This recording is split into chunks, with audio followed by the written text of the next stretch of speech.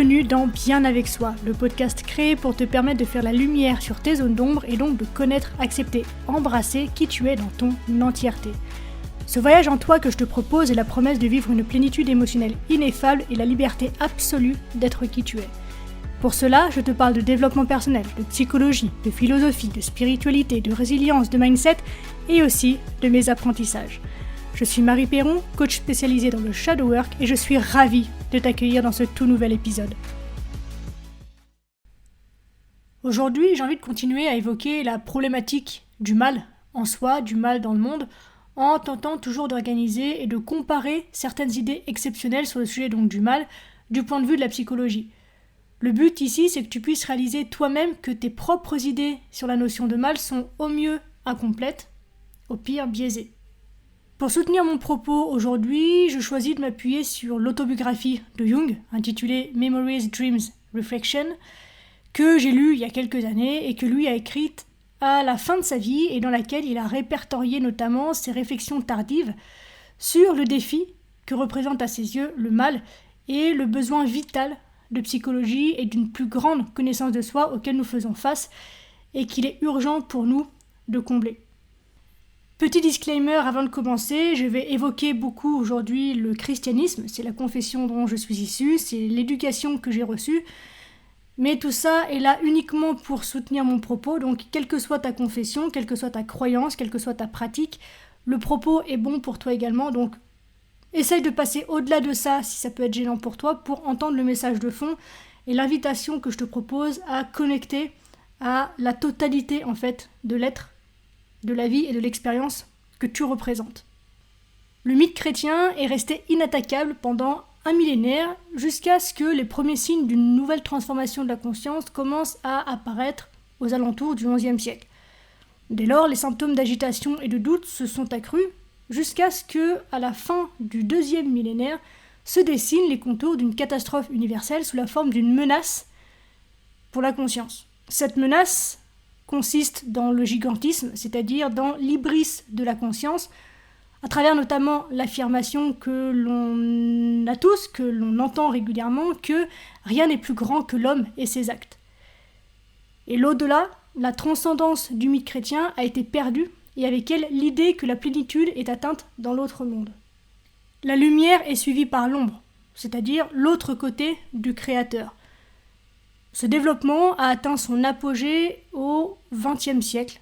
Le monde chrétien est désormais véritablement confronté au principe du mal, à l'injustice nue, à la tyrannie, au mensonge, à l'esclavage et à la coercition de la conscience. Sa première éruption violente est survenue notamment donc en Allemagne, et c'est cette effusion du mal qui a commencé à révéler à quel point le christianisme a été miné au cours du XXe siècle. Nietzsche l'a d'ailleurs très justement souligné en affirmant que Dieu est mort. Et face à ça, le mal finalement ne peut plus être minimisé par l'euphémisme de la privatio boni dont on a déjà parlé dans l'épisode précédent. Le mal est devenu une réalité déterminante. Il ne peut donc plus être écarté du monde par une circonlocution, et donc on doit apprendre à le gérer parce que, a priori, il est là pour rester. Et la façon dont nous pouvons vivre avec lui sans conséquences terribles ne semble pour l'instant pas pouvoir être conçue en fait. Donc la question c'est quel pouvoir avons-nous pour lutter, pour intégrer ou pour changer la face du monde dans cette problématique du mal. Une chose est sûre, c'est qu'on a besoin d'une réorientation, d'une métanoïa, d'un changement d'angle, d'un changement de point de vue. Toucher le mal comporte le grave péril d'y succomber. Et le paradoxe, c'est que pour ne pas succomber au mal, il ne faut pas non plus succomber au bien. Donc en fait, pour résumer, il ne faut succomber à rien du tout, et j'insiste, même pas au bien, parce que finalement, un soi-disant bien auquel on succombe perd son caractère éthique, donc non pas qu'il y ait quoi que ce soit de mal là-dedans, mais y avoir succombé peut engendrer des ennuis. Toute forme de dépendance est mauvaise en fait, peu importe que le narcotique soit l'alcool, la morphine ou l'idéalisme. Donc on doit se garder de penser que le bien et le mal sont des opposés absolus. Le critère de l'action éthique ne peut plus consister dans la simple conception que le bien a une force d'impératif catégorique, alors que le soi-disant mal peut résolument être évité. Et donc, la reconnaissance de la réalité du mal relativise nécessairement à la fois le bien, mais aussi le mal, ce qui les transforme en moitié d'un tout paradoxal. Donc, concrètement, qu'est-ce que ça veut dire ? Eh bien, ça veut dire que le bien et le mal ne vont plus de soi. On doit réaliser que chacun représente en fait un jugement, et compte tenu de la faillibilité de tout jugement humain, eh bien, on ne peut pas croire que nous jugerons toujours de façon correcte et juste, puisque on peut très facilement, toutes et tous, être victime d'erreurs de jugement. Le problème éthique n'est affecté que par ce principe, dans la mesure où on devient quelque peu incertain des évaluations morales.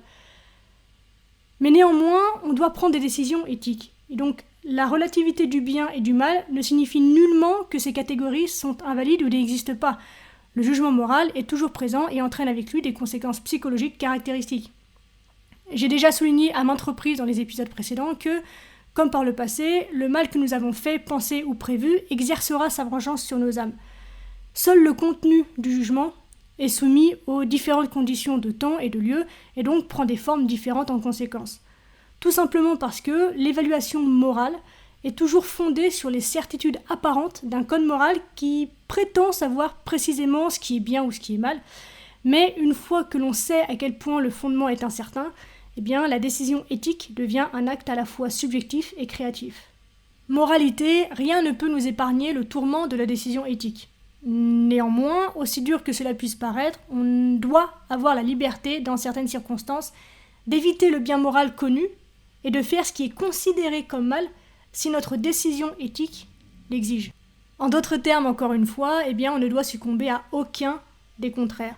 Et dans cette idée, un modèle super utile est fourni par le Neti Neti de la philosophie indienne, donc je t'invite à pousser ta réflexion, à pousser tes recherches en allant voir de ce côté-là si ça t'intéresse. Dans des cas donnés, le code moral est indéniablement abrogé et le choix éthique est laissé à l'individu. Et en soi, cette idée n'a rien de nouveau. À l'époque qu'on peut appeler pré-psychologique, ces choix difficiles étaient également connus et relevaient de la rubrique entre guillemets conflit de devoir. Cependant, en règle générale, l'individu est tellement inconscient qu'il ne parvient absolument pas à voir ses propres potentialités de décision. Au lieu de ça, il est constamment et anxieusement à la recherche de règles et de règlements externes qui peuvent le guider dans sa propre perplexité.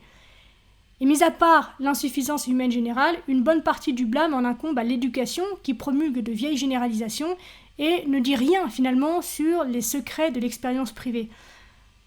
Et donc en fait, tous les efforts sont faits pour enseigner des croyances ou des comportements idéalistes que les gens savent dans leur cœur qu'ils ne pourront jamais respecter. Et de tels idéaux sont prêchés par des fonctionnaires qui eux-mêmes savent qu'eux-mêmes n'ont jamais respecté ces normes élevées et ne le feront probablement jamais. Qui plus est, personne ne remet jamais en question la valeur de ce type d'enseignement. Donc, l'individu qui souhaite avoir une réponse au problème du mal, tel qu'il se pose en tout cas aujourd'hui, a besoin avant tout de se connaître, c'est-à-dire de connaître le plus possible de sa propre totalité. Il doit savoir sans relâche tout le bien qu'il peut faire, mais aussi de quel crime il est capable. Et doit se garder en fait de considérer l'un comme réel et l'autre comme une illusion. Les deux sont des éléments de sa nature et les deux sont destinés à se révéler en lui s'il souhaite, comme il le devrait a priori, vivre sans illusion ou aveuglement. Mais en général, cependant, la plupart des gens sont désespérément mal équipés pour vivre à ce niveau de conscience, bien qu'il y ait aussi, aujourd'hui et de plus en plus, de nombreuses personnes qui ont la capacité d'avoir une compréhension plus profonde d'elles-mêmes. Une telle connaissance de soi est d'une importance absolument capitale et primordiale, puisque c'est par elle qu'on s'approche de cette strate fondamentale ou ce noyau de la nature humaine où habitent les instincts. Donc voici quels sont les facteurs dynamiques préexistants qui régissent en fin de compte les décisions éthiques de notre conscience. Ce noyau, c'est l'inconscient et son contenu, sur lesquels on ne peut porter aucun jugement définitif. Nos idées à ce sujet sont forcément inadéquates puisque nous sommes incapables de comprendre son essence de manière cognitive et de lui fixer des limites rationnelles. Aujourd'hui, une des croyances qui est bien ancrée dans la culture populaire, c'est que nous ne parvenons à comprendre la connaissance de la nature que par la science, qui, a priori, élargit la conscience. Donc, par conséquent, une connaissance de soi approfondie exige également la science. Et ici, j'entends par science la psychologie. Personne, a priori, ne construit un télescope ou un microscope d'un tour de poignet ou d'un claquement de doigts par simple bonne volonté et sans connaissance en optique préalable. Une partie de la solution donc se trouverait donc là, à savoir qu'on a besoin de psychologie pour des raisons qui concernent notre existence même. on reste perplexe et stupéfait devant le phénomène du nazisme ou du bolchevisme parce que finalement on ne sait rien de l'homme. Ou en tout cas, on en a une image qui est biaisée et déformée. Alors que si on avait une vraie connaissance de soi, ce serait pas le cas en fait. On est confronté à la terrible question du mal et on ne sait pas ce qui nous attend, encore moins ce qu'on doit lui opposer. Et même si on le savait, on ne pourrait toujours pas comprendre comment est-ce que ça, c'est possible. Combien de fois, toi et moi, nous sommes dit face à un événement, comment c'est possible de faire un truc pareil? Et c'est vrai, quelque part, on n'a aucune imagination pour le mal. Et pourtant, le mal nous tient sous son emprise. Et certains ne veulent pas le savoir, alors que d'autres sont carrément identifiés au mal. Et donc, voici la situation psychologique dans le monde aujourd'hui. Certains se disent chrétiens et s'imaginent qu'ils peuvent fouler aux pieds le soi-disant mal simplement en le voulant, et d'autres y ont complètement succombé et n'en voient plus le bien. Donc le mal aujourd'hui est devenu une grande puissance visible. Une moitié de l'humanité s'appuie et se renforce sur une doctrine fabriquée par la raison humaine, tandis que l'autre moitié souffre de l'absence d'un mythe à la mesure de la situation. Aujourd'hui, les nations chrétiennes sont arrivées à une triste passe, à savoir que leur christianisme sommeille et a négligé de développer davantage son mythe au cours des siècles. Notre mythe, chrétien donc notamment, est devenu muet et ne fournit aujourd'hui plus de réponse.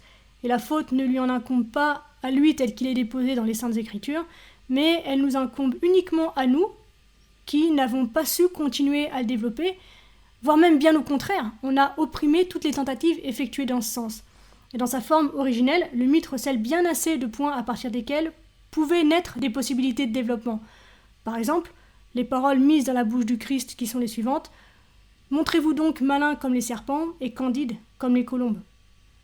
On pourrait s'interroger, prendre le temps d'étudier la métaphore pour nous demander pourquoi est-ce qu'on a besoin d'être malin comme le serpent et qu'en est-il là-dedans de la candeur de la colombe.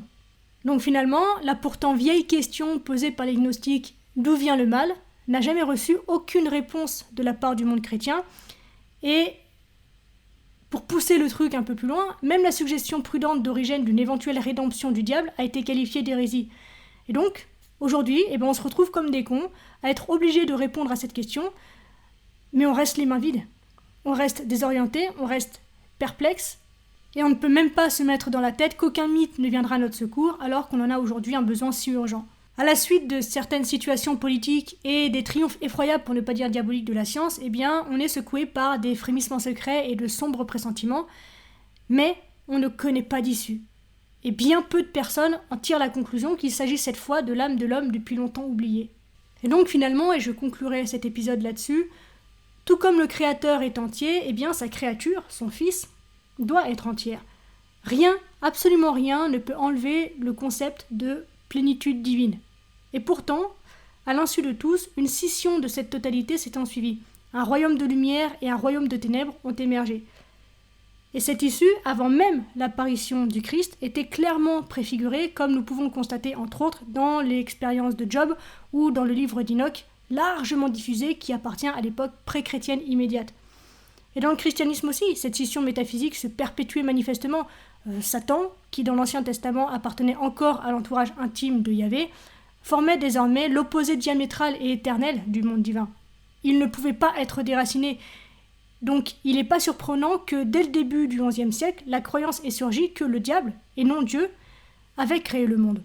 Et cette idée, selon laquelle c'est le diable qui aurait créé le monde et qui serait notre guide aujourd'hui plutôt que Dieu, marque le début de la seconde moitié de l'ère chrétienne, juste après que le mythe de la chute des anges ait déjà rapporté que c'était les anges déchus eux-mêmes qui avaient enseigné aux hommes les sciences et les arts dangereux.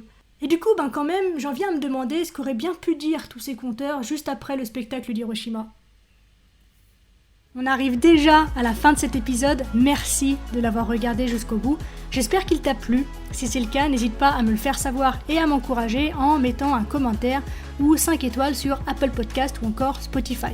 Les témoignages, les interactions, ça aide simplement à mettre le contenu en avant et donc à agrandir la communauté et c'est vraiment super important pour moi, donc merci pour ta contribution. Dernière chose, si tu as envie de me poser des questions, d'interagir avec moi ou de me soumettre des sujets que tu aimerais que j'évoque dans ce podcast, n'hésite pas à me le faire savoir en privé sur Instagram, le lien se trouve dans la description.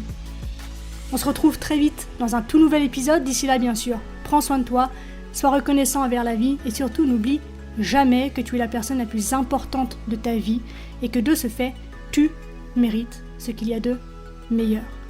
Je nous aime, à la revoyure.